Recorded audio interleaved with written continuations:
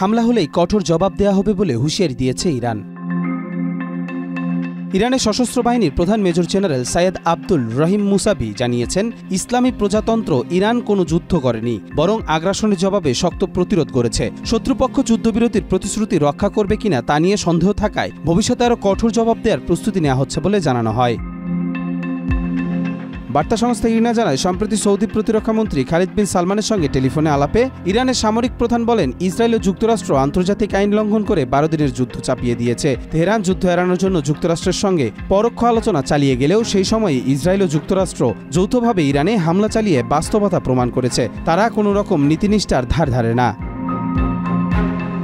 মুসাবি বলেন, ইসলামী বাহিনী সংযম দেখালেও তা দুর্বলতা নয়, বরং কৌশলগত স্থিতি। আমরা আগেও জবাব দিয়েছি, ভবিষ্যতেও হামলা হলে তার জবাব আরও কঠিন ও নির্দয় হবে।